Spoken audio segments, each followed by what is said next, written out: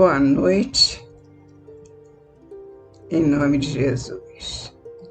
Mais uma vez nos encontramos reunidos para falar em nome de Jesus e, em nome dele, estudar a doutrina santa, a doutrina espírita, essa doutrina que nos leva para caminhos maravilhosos de sonhos, de esperança, de bom ânimo, porque nos faz sonhar e realizar bons momentos, ter certeza de que teremos momentos maravilhosos na nossa existência.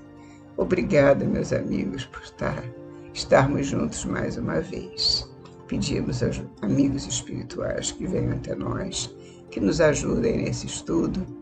E hoje nós vamos estudar o livro Pão Nosso, da coleção Fonte Viva, na psicografia de Emmanuel, na psicografia de Chico Xavier, ditado pelo Espírito de Emmanuel. Agradecemos muito a presença dos irmãos. Pedimos sempre que orem por nós, porque nós estamos orando por vocês. Tá bom? Então vamos estudar. Hoje eu escolhi a lei de retorno. Fomos inspirados, certamente, porque nada a gente faz que não tenha uma inspiração, né? A lei de retorno. E os que fizeram o bem sairão para a ressurreição da vida. E os que fizeram o mal para a ressurreição da condenação. Disse Jesus e João anotou em 5:29. João 5:29.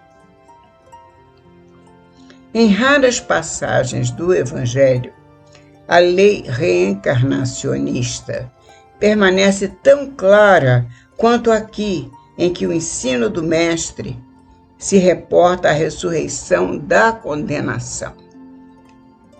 Em primeira mão, a gente pergunta, mas o que será a ressurreição da condenação? Ora, ressurreição seria a reencarnação de que nós todos vamos passar até que nos tornemos espíritos puros. Portanto, quando há a ressurreição da condenação, seria a reencarnação depois de uma experiência muito mal levada, mal conduzida, depois de uma experiência de muitos erros. Então, nós, no final dessa experiência de muitos erros, nós desencarnamos e depois, ao retornar, encontraríamos nos aguardando uma encarnação que, diante da condenação, seria a ressurreição da condenação. Vamos voltar a um novo corpo, porém, para cumprir as penas ou as regras de uma condenação a que nos impusemos por termos nos desviado das leis de Deus. No momento em que nós nos desviamos destas leis, que são leis imutáveis, nós temos que resgatar os nossos débitos. E nós só vamos resgatar os nossos débitos se nós nos lançarmos, como de fato somos lançados, por vontade própria ou não, a nova encarnação. E daí vem que Jesus se mencionou a ressurreição da condenação. Seria voltar ao corpo depois de uma experiência muito mal conduzida por nós, levando-nos a agredir, a nos afastar das leis de Deus, ou contra os nossos irmãos, o nosso próximo, ou contra nós mesmos, porque muitas vezes nós tomamos atitudes que agridem aos outros, aos nossos irmãos, mas muitas vezes tomamos atitudes que agridem a nós mesmos. Quem sabe fazendo muitas coisas que podem encurtar a nossa existência, que podem fazer mal ao nosso corpo físico. E o nosso corpo físico padecendo de moléstias por evidente, o nosso espírito sofre junto. Então, nós temos moléstias que vêm do nosso espírito já sacrificado e que ela se exterioriza através do nosso corpo, porque nós não levamos uma existência pautada pelas leis de Deus. Nós nos afastamos dessas leis. E quando há esse afastamento, nós chegamos a este momento difícil, que é ter que voltar a reencarnar, ou seja, pela ressurreição da condenação. Aqueles que fazem o bem, por evidente, vão ressurgir, como diz Jesus na lição que Emmanuel hoje nos traz a estudo, que os que fizeram o bem sairão para a ressurreição da vida, ou seja, uma nova vida, cheia de projetos, cheia de lições novas, cheia de novas perspectivas, de uma vida nova, reformada, grandiosa, bela, que nós podemos sempre dizer: eu estou aqui agradecido porque tenho uma nova vida. Eu não estou, é lógico que no planeta que nós viemos, nas encarnações pelas quais passamos, nenhum de nós no planeta Terra temos uma experiência de vida como um mar de rosas, como se chama. São sempre altos e baixos, mas esses altos e baixos são próprios da nossa condição humana, ainda de espírito muito ainda ligado à matéria. E então, por ser muito materializado, nós estamos numa situação em que temos altos e baixos na nossa existência, mas nem por isso deixamos de ser felizes. Nós podemos ser felizes mesmo sabendo que a dificuldade existe no nosso caminho, porque ela faz parte do nosso planeta. É um planeta ainda de provas e expiações, e como diz o nome, nós estamos sempre com dificuldades em alguma área, em algum momento da nossa vida, mas não vamos passar a vida inteira presos nestas dificuldades. Teremos momentos muito bons, de alegria, de felicidade, de bom ânimo, porque teremos fé, teremos esperança, teremos paz. E ao ter paz, nós poderemos sempre esperar tudo de melhor para o dia de amanhã. Portanto, teremos uma ressurreição da vida, ou seja, nós fizemos o bem e vamos ter uma ressurreição através da nossa vida, porque, como sabemos, da morte sairemos muitas vezes. Nós vamos reencarnar inúmeras vezes, mas da vida jamais sairemos, porque a vida é uma só. Simplesmente nós vamos e voltamos. Vamos e voltamos. Vamos estudar o livro dos espíritos. Nós temos do mundo espírita ou do mundo espiritual, ou do mundo dos espíritos, onde nós temos a encarnação. Estudamos lá a encarnação, estudamos a reencarnação, estudamos a volta do espírito à vida corporal e estudamos a volta do espírito ao plano superior ou ao plano que escolhermos para nós, porque nós escolhemos o plano que queremos estar. Não que seja absolutamente nada que seja eterno, porque Deus não nos dá punições eternas. Absolutamente, o Pai humano não dá uma punição eterna para o seu Filho, porque Deus Todo-Poderoso, nosso Pai boníssimo, nos daria uma punição eterna.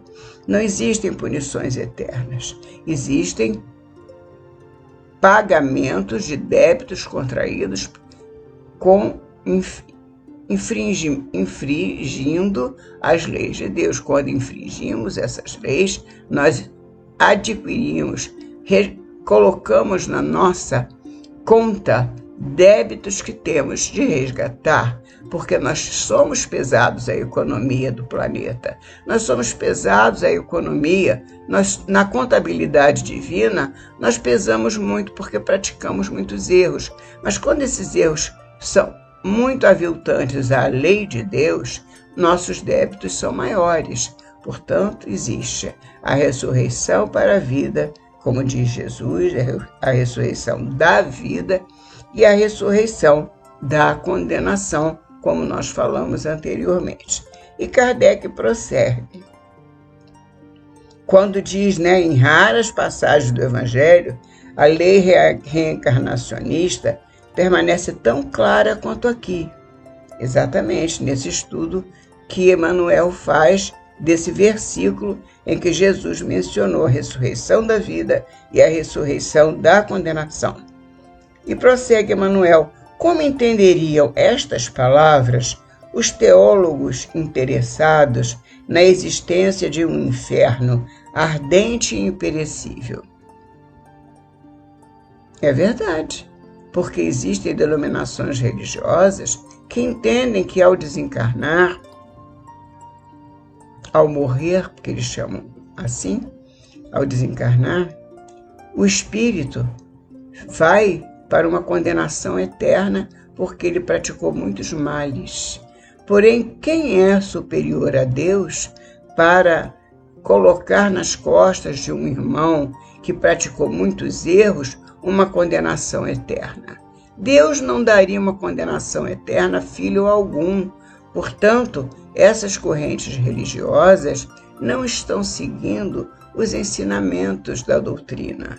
Porque a doutrina de Jesus fala em amor, a doutrina de Jesus fala em perdão, a doutrina de Jesus fala em continuação da vida e não na perda da vida. Só perde a vida, entre aspas, aquele que é chamado à ressurreição da condenação, porque a vida será só de dificuldade, de luta, resgatando seus débitos que ele contraiu por muita falta de respeito às leis do nosso Pai. Portanto, esses teólogos interessados na existência de um inferno ardente e imperecível não têm como se explicar a grandiosidade de Deus. Eles não têm como explicar como é que Deus iria permitir esse inferno ardente e imperecível aos seus filhos. Em hipótese nenhuma, isso poderia se dar. E prossegue. As criaturas dedicadas ao bem encontrarão a fonte da vida em se banhando nas águas da morte corporal. Lógico, quando nós encontramos o desencarne, Emmanuel usa de um palavreado muito bonito, falando na morte corporal, quando nós estamos nos banhando nas águas da morte corporal. Ou seja, quando o corpo morre, mas o espírito não morre. Então nós nos banhamos na morte corporal e as criaturas dedicadas ao bem encontrarão a fonte da vida no momento da desencarnação. Suas realizações do porvir seguem na ascensão justa, ou seja, ele vai encontrar progresso, subida de futuro, em correspondência direta com o esforço perseverante que desenvolveram no rumo da espiritualidade santificadora.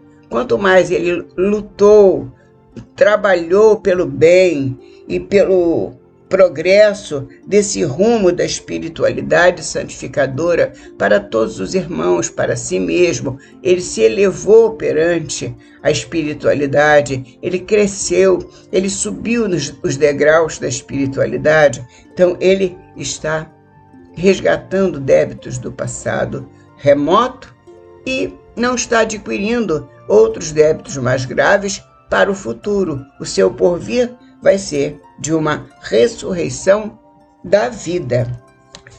Todavia, diz Emmanuel, os que se comprazem no mal cancelam as próprias possibilidades da ressurreição na luz.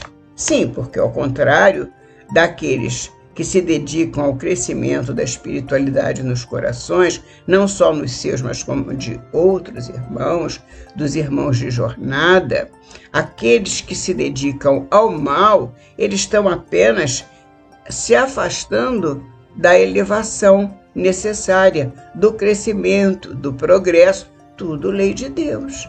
Todas elas são leis de Deus, é a lei do progresso. E se nós não nos esforçarmos pelo nosso progresso, quem se esforçará por nós? Nós temos que nos esforçar pelo próprio progresso, porque a grandiosidade da nossa vida depende do nosso esforço. E se nós não nos esforçarmos, não há como o outro querer que eu cresça, se eu não quiser, se eu não me esforçar, porque existe uma coisa na nossa doutrina e na nossa vida chamada livre-arbítrio. E se eu não quiser, a vontade é tão soberana na nossa existência que só a vontade de Deus é maior que a nossa. A nossa vontade determina a nossa passagem pela existência. Se eu vou passar uma existência de dificuldade, foi porque a escolha foi feita por mim. Eu escolhi as dificuldades ou no passado mais remoto ou no passado recente. Mas eu escolhi de uma forma ou de outra, nesta encarnação ou em outras, momentos que eu criei de aviltar as leis de Deus. E no momento em que eu entro em conflito com as leis de Deus, eu estou me afastando da realidade de uma vida melhor. Portanto, como diz Emmanuel, quando o mal se faz presente nas vidas, se cancela as próprias possibilidades de ressurreição na luz. Cumpre-lhes, quem faz o mal, a repetição do curso expiatório. Ou seja, uma expiação que ele vai cumprir os desgastes da vida transata e os desgastes que ele está causando à lei de Deus em sua vida, na vida presente.